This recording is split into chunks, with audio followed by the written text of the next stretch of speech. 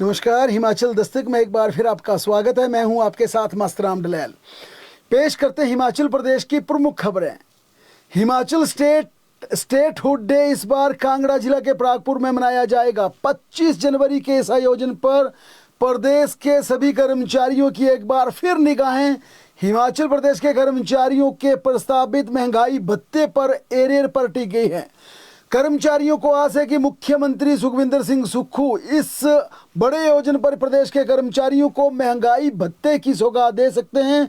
इसके अलावा पेंशनर और दूसरे कर्मचारियों के एरियर का कुछ अंशदान भी उन्हें मिल सकता है। कर्मचारी संगठनों का कहना है कि उनका पिछली 4 किस्तों का 13% डीए लंबित है, जिसे राज्य के मुख्यमंत्री को अब दे देना चाहिए। हालांकि प्रदेश की वित्तीय स्थिति पर नजर दौड़ाएं तो इस समय हालात बिल्कुल ऐसे नहीं दिखते। इसके चलते जो वित्त विभाग और मुख्यमंत्री कार्यालय के बीच जो हलचल चल रही है, उसमें ये जरूर एक नई कवायद चल रही है कि राज्य के कर्मचारियों को 1% बकाया डीए दे दिया जाए। यानी जो मुख्यमंत्री ने पिछली किस्त अनाउंस की थी 4% दे थी, लेकिन 3% दिया गया था। ऐसे में जो वित्त विभाग और मुख्यमंत्री कार्यालय के बीच कन्वर्सेशन चल रहा है, उससे आ रही छनकर खबरों के अनुसार उस 1% बकाया का महंगाई भत्ता कर्मचारियों को देने पर विचार चल रहा है। ये विचार चल रहा है क्योंकि अब डिस्कशन इसलिए आगे बढ़ रही है क्योंकि 25 जनवरी को हिमाचल प्रदेश का स्टेट डे हुड मनाया जाएगा। जाहिर तौर पर इस बड़े आयोजन पर प्रदेश के कर्मचारियों के लिए, प्रदेश के विभिन्न वर्गों के लिए, बेरोजगारों के लिए, प्रदेश के सभी वर्गों के लिए सरकार कुछ ना कुछ अनाउंसमेंट जरूर करती है। लिहाजा अब माना जा रहा है जो कन्वर्सेशन वित्त विभाग और मुख्यमंत्री कार्यालय के बीच चल रही है कि 1% जो बकाया 4% में से 3 दिया था, एक जो बाकी रहता वो पूर्ण रजतव दिवस के दौरान दिया जा सकता है। हालांकि कर्मचारी अब भी इस मांग पर अडिग है कि महंगाई भत्ते की पिछली 4 किस्तों का करीब 3% उनका बकाया बनता है, जिस पर राज्य सरकार को सकारात्मक विचार करना चाहिए। इसके अलावा जो रिवाइज स्केल उन्हें दिया गया है, उसका जो एरियर अभी तक पिछली जयराम सरकार से नहीं दिया गया, उस पर राज्य की सरकार जरूर कर्मचारियों पर मेहरबान कर उस एरियर को दे सकती है। मुख्यमंत्री सुखविंदर सिंह सुक्खू आज केंद्रीय वित्त मंत्री निर्मला सीतारमण के साथ दिल्ली में महत्वपूर्ण बैठक के लिए पहुंचे और करीब ये बैठक 1 घंटे तक चली, जिसमें हिमाचल प्रदेश के मुख्यमंत्री ने एक बार फिर हिमाचल प्रदेश की वित्तीय स्थिति का हवाला देते हुए एडिशनल बोरिंग के साथ रेवेन्यू डेफिसिट ग्रांट सहित दूसरे तमाम मुद्दे केंद्रीय वित्त मंत्री के समक्ष रखे। केंद्रीय वित्त मंत्री ने एक बार फिर राज्य की वित्तीय स्थिति का पूरा आंकलन करने के बाद कहा कि हिमाचल प्रदेश की सरकार को एक बार फिर कर्मचारियों को यूनिफाइड पेंशन स्कीम देने के विकल्प पर पुनर्विचार करना चाहिए। केंद्रीय मंत्री का कहना था कि देश के किसी भी राज्य में ओल्ड पेंशन नहीं दी जा रही, पुरानी पेंशन नहीं दी जा रही है, क्योंकि आने वाले वक्त में तमाम प्रदेशों पर वित्तीय बोझ इतना ज़्यादा बढ़ जाएगा कि प्रदेशों की स्थिति बेहतर नहीं होगी, प्रदेशों में कर्मचारियों को पेंशन देना मुश्किल होगा। लिहाजा केंद्रीय मंत्री ने कहा कि हिमाचल प्रदेश के कर्मचारियों के लिए राज्य सरकार को एक बार फिर विचार करना चाहिए और कर्मचारियों को यूनिफाइड पेंशन स्कीम का विकल्प दिया जाना चाहिए। और कर्मचारियों के मन में क्या, ये जरूर जानने का सरकार प्रयास करे, क्योंकि केंद्र सरकार ने 1600 करोड़ का जो कट लगाया है, वित्तीय जो अतिरिक्त सहायता हिमाचल प्रदेश को मिलती थी, उसे भी जारी करने को लेकर बार बार मुख्यमंत्री अपना पक्ष रख रहे हैं। आज भी केंद्रीय वित्त मंत्री की उन्होंने बैठक में ये पक्ष रखा कि उनका जो डेफिसिट ग्रांट अनुदान का जो एक वित्तीय जो राजस्व घाटा है, उसे लेकर केंद्र पूरी तरह से हिमाचल प्रदेश की वित्तीय स्थिति को देखते हुए उस पर सकारात्मक एक सहानुभूतिपूर्वक विचार करे और दूसरा जो एडिशनल बोरिंग की कट लगाई गई है उसे जारी करे। इसके अलावा तमाम अपने पक्ष वित्तीय स्थिति के मुख्यमंत्री ने रखे, लेकिन एक जो बड़ा वहां पर अपडेट आई है वो ये आई है कि केंद्र ने एक बार फिर यूनिफाइड पेंशन स्कीम का विकल्प देने के लिए मुख्यमंत्री के पास प्रस्ताव रखा कि राज्य के अपने कर्मचारियों को यह विकल्प दें।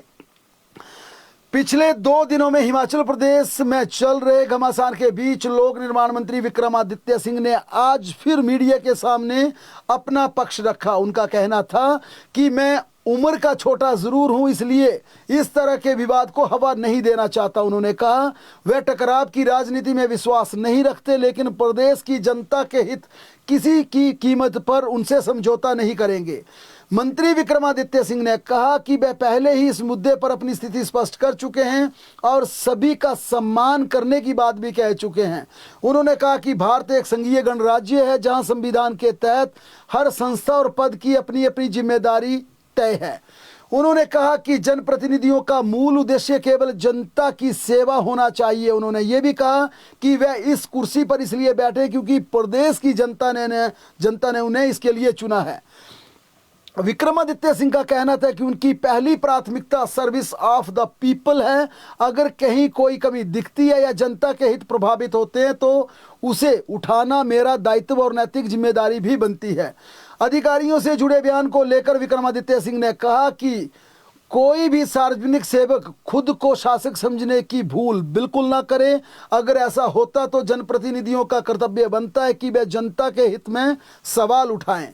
उन्होंने यहाँ तक कहा कि मेरे मन में आईपीएस एसोसिएशन और अधिकारियों को लेकर पूरा सम्मान है। साथ ही उन्होंने ये भी कहा कि हिमाचल प्रदेश के लोग इतने कमज़ोर नहीं हैं कि उन्हें किसी अतिरिक्त सुरक्षा की आवश्यकता पड़े। उन्हें किसी भी और सुरक्षा की जरूरत नहीं है। जो भी सुरक्षा उन्हें मिली है अगर चाहे तो उसे वापस लिया जा सकता है। सरकार के भीतर मंत्रियों के बीच सोशल मीडिया पर समर्थन और टकराव को लेकर चल रही चर्चाओं पर विक्रमादित्य सिंह ने कहा कि सार्वजनिक जीवन में मतभेद होना स्वाभाविक है। अलबत्ता अधिकारियों को लेकर शुरू हुआ ये विवाद अब थमने का नाम नहीं ले रहा। बाहरी राज्यों के अधिकारियों को लेकर शुरू हुए इस विवाद पर कैबिनेट मंत्री विक्रमादित्य सिंह और अनिरुद्ध सिंह आमने सामने आ गए। पहले अनिरुद्ध सिंह ने विक्रमादित्य को नसीहत दी। इसके बाद बीती शाम लोक निर्माण मंत्री विक्रमादित्य सिंह ने कहा कि वह जग सिंह नेगी और अनिरुद्ध सिंह के तजुर्बे और रुतबे का और उनकी उम्र से बड़े हैं, इसलिए उनका सम्मान करते हैं। साथ ही मैं अधिकारियों का भी सम्मान करता हूं। विक्रमादित्य सिंह ने नाम लिए बगैर कहा, मैं वैसा मान सम्मान नहीं कर सकता जैसा कि एनएचएआई के अधिकारियों का हुआ था। विक्रमादित्य सिंह ने अपने सोशल मीडिया अकाउंट पर एक वीडियो शेयर करते हुए लिखा, मैं जो भी कहता हूं वह साफ शब्दों में कहता हूं। वहीं आईएएस अधिकारियों की एसोसिएशन ने भी मंत्री विक्रमादित्य सिंह की टिप्पणी पर गहरी चिंता जताते हुए इसे न केवल अनुचित बताया बल्कि इसे प्रशासनिक निष्पक्षता और अधिकारियों के मनोबल को ठेस पहुंचाने की आशंका से भी जोड़कर बताया। एसोसिएशन ने कहा, इस तरह की टिप्पणियां अधिकारियों के मूल राज्यों के आधार पर मतभेद को बढ़ावा देती हैं जो संवैधानिक व्यवस्था की भावना के विपरीत है। आईएएस एसोसिएशन ने कहा कि हिमाचल में कार्यरत सभी आईएएस अधिकारी चाहे वे राज्य के मूल निवासी हों या अन्य राज्यों से हों, संविधान की ओर से गठित ऑल इंडिया सर्विसेज के वे सदस्य हैं। उनका प्राथमिक कर्तव्य जनता की निष्पक्ष सेवा करना, सरकार की नीतियों को ईमानदारी से लागू करना और कानून व्यवस्था को सुनिश्चित करना है। एसोसिएशन ने राज्य सरकार से आग्रह किया कि अधिकारियों की गरिमा, मनोबल और निष्पक्षता की रक्षा के लिए उचित कदम उठाए जाए। इसके अलावा आईएएस एसोसिएशन ने भी मुख्यमंत्री को ज्ञापन सौंपकर इस मामले में प्रमुखता से उठाया। इसी बीच कांग्रेस के विधायक भवानी पठानिया भी देर रात को इस जंग में कूद गए। उन्होंने अपने सोशल मीडिया पर लिखा कि खाकी संग खाकी मिले, कोट की नित टाई का साथ, कुर्ता होवे तार तार सदा दूजे कुर्ते वाले के हाथ। मतलब वर्दीधारी लोग यानी पुलिस वालों का जिक्र किया गया, आपस में एकजुट रहते हैं, एक दूसरे के साथ खड़े होते हैं। आला अधिकारी भी हमेशा अफसर का साथ देते हैं, लेकिन इसके विपरीत नेता या आम व्यक्ति ही हमेशा फंसता है, उनकी हालत खराब होती है। राजनीति में नेता ही एक नेता दूसरे नेता को नुकसान पहुंचाते हैं, उन्हें काटते हैं। ये अपने शब्दों में भवानी सिंह पठानिया ने लिखने का प्रयास किया, एक संदेश देने का प्रयास किया है। उधर भाजपा सांसद कंगना रनौत के बठिंडा कोर्ट में चल रहे मानहानि के केस में अदालत ने अपना फैसला रिजर्व कर दिया है। किसान आंदोलन में शामिल बुजुर्ग महिला पर कंगना ने टिप्पणी की थी जिसके बाद महिला ने उन पर मानहानि का केस दर्ज किया था। उल्लेखनीय है कि कंगना रनौत ने किसान आंदोलन के दौरान एक ट्वीट करते हुए लिखा था कि किसान आंदोलन में महिलाएं 100 रुपए लेकर इस आंदोलन में शामिल हो रही हैं। इस ट्वीट में उन्होंने बुजुर्ग महिला की फोटो भी लगाई थी और उसी महिला ने कंगना रनौत के खिलाफ बठिंडा की कोर्ट में मानहानि का केस दायर किया है। शिक्षा विभाग में हाल ही में प्रिंसिपल पद पर पदोन्नत किए गए कई हेडमास्टर्स और लेक्चरर असमंजस की स्थिति में आ गए हैं। पदोन्नति मिलने के बावजूद ना तो उन्हें अभी तक नए स्कूल आवंटित किए गए हैं और ना ही नया दायित्व मिल पाया है। ऐसे में आशंका जताई जा रही है कि यदि शीघ्र पोस्टिंग नहीं मिली तो कई अधिकारी जिनकी आयु सेवानिवृत्ति के करीब पहुंच चुकी है, वह बिना किसी स्कूल में प्रिंसिपल का आनंद लिए बिना, यानी प्रिंसिपल के रूप में अपनी सेवाएं दिए बिना रिटायर हो जाएंगे। इसके साथ ही पदोन्नति के बाद वेतन आहरण को लेकर भी स्थिति स्पष्ट नहीं हो पाई है। वर्तमान में ये तय नहीं हो पा रहा है कि वेतन किस पद के विरुद्ध आहरित किया जाए और संबंधित आहरण एवं आवंटित अधिकारी डीडीओ कौन होगा। जिन स्कूलों में सेवारत प्रिंसिपल हाल ही में सेवानिवृत्त हो चुके हैं, वहां सेवारत टीचिंग और नॉन टीचिंग स्टाफ के वेतन में भी विलंब हो सकता है, क्योंकि कई प्रिंसिपल पिछले महीने की आखिरी तारीख को रिटायर हुए हैं। वहां पर नई प्रिंसिपल की पोस्टिंग नहीं हो पा रही है। अब प्रिंसिपल ये डिमांड कर रहे हैं कि उनकी पोस्टिंग कर देनी चाहिए। डीडीओ पावर किसकी होगी, ये तमाम स्पष्टता हो जानी चाहिए, ताकि जो आगे रिटायर होंगे उन्हें भी इस तरह की स्थिति का सामना ना करना पड़े। प्रदेश सरकार ने नर्सरी से लेकर पहली कक्षा तक के बच्चों के दाखिले को लेकर आयु मापदंड को लेकर आदेश जारी कर दिए हैं। राष्ट्रीय शिक्षा नीति 2020 के प्रावधानों और शिक्षा का अधिकार अधिनियम आरटीआई एक्ट में राज्य सरकार ने प्रवेश से संबंधित पहले जारी निर्देशों में संशोधन करते हुए नई अधिसूचना जारी कर दी है। अब शैक्षणिक सत्र के लिए 30 सितंबर को आयु की गणना की कट ऑफ डेट मानी जाएगी। बाल वाटिका 1 यानी नर्सरी में बच्चे की आयु 30 सितंबर तक कम से कम 3 साल पूरी होनी चाहिए। बाल वाटिका 2 यानी एलकेजी में 30 सितंबर तक 4 साल की आयु पूरा होना अनिवार्य है।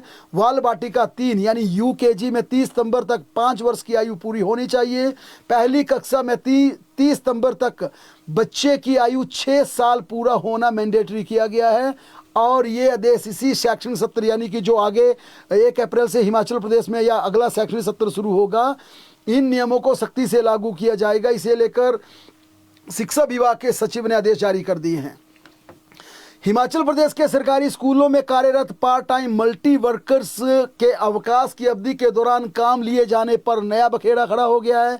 कई जिलों में इस प्रकार के मामले सामने आने के बाद स्कूल शिक्षा निदेशालय ने तमाम डिप्टी डायरेक्टर को लेकर एक वार्निंग लेटर के साथ एक आदेश जारी किया है। शिक्षा निदेशक की ओर से जारी पत्र में कहा गया कि संज्ञान में आया कि कुछ स्कूलों में छुट्टियों के दौरान भी part time multi task workers को स्कूल बुलाकर उनसे विभिन्न प्रकार के काम करवाए जा रहे हैं। उन्होंने कहा है कि यह स्पष्ट रूप से नीति के खिलाफ है। निदेशालय ने स्पष्ट किया कि पार्ट टाइम मल्टीटास्क वर्कर नीति में इन कर्मचारियों को शैक्षणिक सत्र में केवल 10 महीने का ऑनरेरियम दिया जाता है और अवकाश की अवधि में किसी प्रकार के वेतन या भत्ते या मानदेय देने का प्रावधान नहीं है। डायरेक्टर ने अपने आदेशों में लिखा है कि जब अवकाश अवधि के लिए मानदेय का प्रावधान नहीं है तो ऐसे में छुट्टियों के दौरान इन कर्मचारियों से किसी भी प्रकार का स्कूली संबंधी कार्य करवाना नियमों के खिलाफ है। ये न केवल नीति का उल्लंघन है बल्कि श्रमिकों के साथ अन्याय भी बताया गया है। निदेशालय स्कूल शिक्षा ने सभी उपनिदेशकों को निर्देश दिए हैं कि वे अपने अपने अधिकार क्षेत्र में आने वाले सभी स्कूलों को इस संबंध में तत्काल अवगत करवाएं और ये सुनिश्चित करें कि किसी भी पार्ट टाइम मल्टीटास्क वर्कर्स को छुट्टियों के दौरान स्कूल आने या कार्य करने के लिए ना तो कहा जाए और ना बाध्य किया जाए। अगर किसी ने किया तो इसके लिए वहाँ के डीडीओ वहाँ के अधिकारी के खिलाफ एक्शन लिया जाएगा। हिमाचल प्रदेश के आईएएस अफसरों और मुख्यमंत्री के 2 सलाहकारों को सरकार ने नई लग्जरी गाड़ियां दे दी हैं। इनमें से कुछ गाड़ियां 3 लाख किलोमीटर पूरा कर चुकी थी, कुछ की इसके आसपास के किलोमीटर बने थे। सचिवालय प्रशासन की ओर से टोयोटा कंपनी की 5 इनोवा हाई क्रॉस गाड़ियां खरीदी गई हैं। कंपनी की इनोवा हाई क्रॉस गाड़ी के टॉप मॉडल की कीमत 32 लाख रुपए के आसपास है। राज्य के वरिष्ठ आईपीएस अधिकारी राकेश अग्रवाल को राष्ट्रीय जांच एजेंसी आईएनए का महानिदेशक नियुक्त किया गया। अग्रवाल का कार्यकाल अगस्त 2028 तक रहेगा। हिमाचल प्रदेश काडर के 1994 बैच के भारतीय पुलिस सेवा आईपीएस अधिकारी अग्रवाल अभी आतंकवाद विरोधी एजेंसी में महानिदेशक पद पर हैं। साथ ही वह एनआईए के महानिदेशक का अतिरिक्त कार्यभार भी संभाल रहे थे। प्रदेश सरकार ने पिछले कल 1995 और 1996 बैच के 5 आईपीएस अधिकारियों को डीजी रैंक पर प्रमोशन दी है। इनमें 1995 बैच के सिंदरपाल सिंह, एन वेणुगोपाल, सतवंत अटवाल त्रिवेदी, अजय कुमार यादव, 1996 बैच के अभिषेक त्रिवेदी शामिल हैं। इसी के साथ राज्य सरकार ने तेजतर्रार अधिकारी आईपीएस अधिकारी सतवंत अटवाल को केंद्रीय प्रतिनियुक्ति पर जाने के लिए एनओसी दे दी है। अब सतवंत अटवाल एक बार फिर भारत सरकार में अपनी सेवाएं देगी। पशु चिकित्सा अधिकारी संघ ने प्रदेश सरकार से आगामी बजट वर्ष 2026-27 में पशु चिकित्सकों के लिए अस्वस्थ कैरियर प्रगति योजना को पुनः लागू करने की मांग रखी है। संघ के राज्य अध्यक्ष डॉक्टर नीरज मोहन ने बताया कि हिमाचल प्रदेश सिविल सेवा वेतन नियम 2022 लागू करते समय 3 जनवरी 2022 को ACPS को समाप्त कर दिया गया था, जिससे पशुपालक विभाग में कार्यरत पशु चिकित्सा अधिकारियों की पदोन्नति और वेतन प्रगति बुरी तरह प्रभावित हुई है। उन्होंने सरकार से मांग की है कि पशु चिकित्सकों के साथ हो रहे इस वित्तीय और प्रशासनिक अन्याय को समाप्त करने हेतु बजट 2026-27 में ACPS को पुनः लागू किया जाए, ताकि सेवा में समानता, न्याय और प्रेरणा सुनिश्चित हो सके। भारतीय जनता पार्टी के राष्ट्रीय उपाध्यक्ष रेखा वर्मा ने आज भाजपा प्रदेश कार्यालय में बीबीजी रामजी योजना पर आयोजित प्रदेश स्तरीय कार्यशाला में बतौर मुख्य अतिथि भाग लिया। इस दौरान उन्होंने कहा, प्रधानमंत्री नरेंद्र मोदी के नेतृत्व में NDA सरकार ने ग्रामीण भारत के लिए एक दूरदर्शी, पारदर्शी और विकासोन्मुखी व्यवस्था लागू की है। संसद की शीतकालीन सत्र में पारित विकास भारत गारंटी फॉर रोजगार एवं आजीविका मिशन ग्रामीण बीबीजी रामजी अधिनियम 2025 ग्रामीण भारत को आत्मनिर्भर बनाने की दिशा में एक ऐतिहासिक कदम भी बताया। अर्की के बाद जिला सिरमौर के तलांगना गांव में बीती रात आगजनी की घटना हुई। इस हादसे में मकान के अंदर सो रहे 3 मासूम बच्चों सहित 6 लोग जिंदा जल गए। एक व्यक्ति को सुरक्षित बाहर बचाया गया। इस दर्दनाक हादसे में माघी त्योहार मनाने के लिए मायके आई इंदिरा की 2 बेटियां, उनके 3 बच्चे और एक दामाद की जिंदा जलकर मौत हो गई। दूसरा दामाद लोकेंद्र इस हादसे में चोटिल हुआ, घायल हुआ, जिसे सोलन में उपचार चल रहा है। लोकेंद्र ने पुलिस को दिए बयान में बताया कि वे अपने ससुराल गांव तलांगना में माघी पर्व में अपनी पत्नी व बच्चों के साथ गया था। साथ ही साली व उसका पति भी आए थे। बीती रात करीब 11 बजे सभी लोग खाना खाने के बाद, पर्व मनाने के बाद अपने अपने कमरों में चले गए। इसके बाद सुबह करीब 3 बजे जब कमरे में धुआं फैल गया और रसोई में जोरदार धमाका हुआ।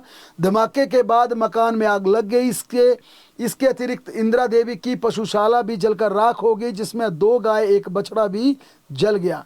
इस हादसे में 50 साल के नरेश कुमार, 44 वर्षीय की तृप्ता पत्नी नरेश कुमार, 36 वर्षीय कविता पत्नी लोकेंद्र, 13 साल की कृतिका पुत्री लोकेंद्र, 13 साल की सारिका पुत्री लोकेंद्र और 3 साल के कार्तिक पुत्र लोकेंद्र की हादसे में दुखद मृत्यु हो गई। शिमला जिला के कुफरी में एक कमरे के भीतर हुए आपसी झगड़े ने एक नेपाली मजदूर राजकुमार की जान ले ली। बीती रात कुफरी के पास PSC क्षेत्र में रहने वाले 2 मजदूरों के बीच आपस में विवाद इतना बढ़ गया कि राजकुमार के सिर पर जोर की चोटें लगने से उसकी मौत हो गई। चंबा साओ मार्ग पर बीती रात एक भीषण सड़क हादसे में 2 लोगों की दर्दनाक मौत हो गई। हादसा इतना जबरदस्त था कि रात के अंधेरे में किसी को कानो कान खबर तक नहीं हुई और आज सुबह जब एक बस उस मार्ग से गुजर रही थी तब जाकर इस दुर्घटना का पता चला। मंडी जिला के तनरो सड़क पर आज सुबह एक नवजात बच्चे की कुछ इस तरह अवस्था में मिला कि देखने वालों की रूह कांप उठी। सड़क से गुजरे कुछ लोगों ने देखा कि नवजात बच्चे के शव को कौओं द्वारा नोचा जा रहा था। आशंका जताई जा रही है कि किसी ने अपनी काली करतूत को छिपाने के लिए नवजात को फेंक दिया होगा। मौसम की बात करें तो प्रदेश में कल से पश्चिम विक्षोभ के सक्रिय होने की पूरी संभावना। मौसम विज्ञान केंद्र ने शुक्रवार को प्रदेश के किन्नौर, लाहौल स्पीति व चंबा की ऊंची चोटियों पर बर्फबारी होने का पूर्वानुमान लगाया है। इसके साथ ही केंद्र ने कुल्लू, मंडी व कांगड़ा के ऊंचाई वाले क्षेत्रों में भी बर्फबारी होने की संभावना जताई है। मौसम विज्ञान केंद्र के मुताबिक पहाड़ों पर यह क्रम 18 जनवरी तक जारी रहेगा। 19 व 20 जनवरी को पहाड़ों के साथ मैदानों में भी कई स्थानों पर बारिश होने का पूर्वानुमान लगाया गया है। ऐसे में प्रदेश की जनता को पिछले कई महीनों से चल रहे सूखे से राहत मिलने की उम्मीद जगी है। जाहिर तौर पर करीब 3.5 से 4 महीने का हिमाचल प्रदेश में ड्राई स्पेल चल रहा है। यहाँ पर अगर मौसम विज्ञान केंद्र की पूर्वानुमान को आधार माने तो इस ड्राई स्पेल से, जो कि लंबे समय से चल रहा है, इससे लोगों को निजात मिल सकती है। और जो धुंध कोहरा सुबह शाम बुरी तरह हिमाचल प्रदेश और तमाम उत्तरी भारत के कई राज्यों को बुरी तरह से अपनी चपेट में लिया, इससे भी राहत मिल सकती है। बहरहाल प्रदेश की तमाम बड़ी खबरों के लिए जुड़े रहें हमारे साथ, देखते और पढ़ते रहें हिमाचल दस्तक।